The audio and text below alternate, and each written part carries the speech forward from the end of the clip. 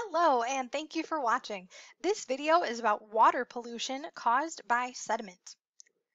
Before we talk about water pollution caused by sediment, we should discuss what sediment is.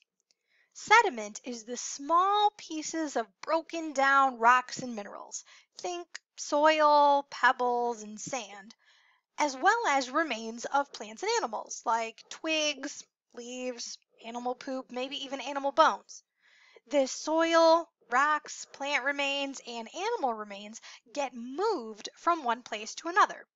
Pollution occurs when sediment gets into storm drains and bodies of water. Sediment could be picked up and blown by the wind if the wind is strong enough and the sediment is light enough, but we're mostly concerned about water. Picture a tall hill that is all sediment, like sand and pebbles and dirt. As long as nothing touches it and the wind isn't blowing much, it should stay just like that.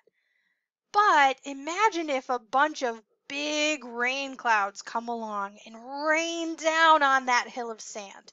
What do you think would happen as it rains really, really hard over hours, days, or weeks? My best guess is that all that sand would start running down that hill along with the water.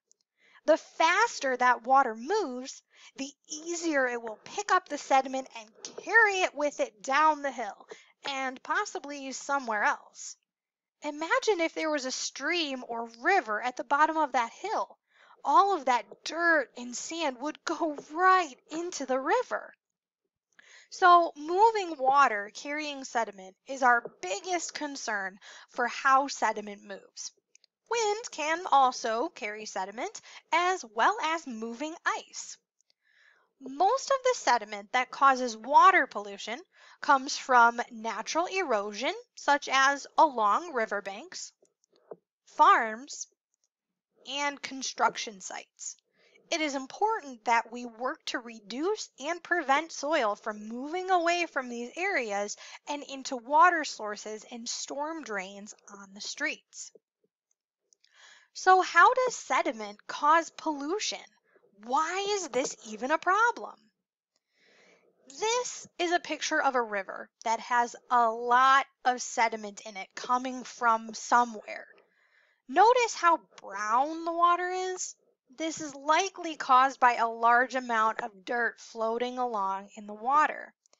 This is a problem for many reasons. First of all, this water would not be drinkable. All of the floating particles would need to be removed and the water would need to be treated before we could drink it. This would be very expensive to do. This much sediment in the water is also not good for fish, as the sediment can get stuck in their gills. It also makes it more difficult for them to see and catch their food. Water with lots of floating dirt in it could cause fish to die. This would be negative for the ecosystem of the river. The sediment floating in the river also makes the water very cloudy, and light cannot reach the bottom. If light can't reach the bottom of the river, that prevents plants from growing along the bottom because they can't get the light that they need to photosynthesize. When plants go through photosynthesis, they make their food and add oxygen to the water that many living things need. Many plants could die with cloudy water like this, which would be bad for the river's ecosystem. Lastly, when water carries sediment to bodies of water, chemicals and other nasty substances such as oil, grease, trash, and fertilizers could also be carried with the water and sediment into bodies of water and negatively impact living things living there.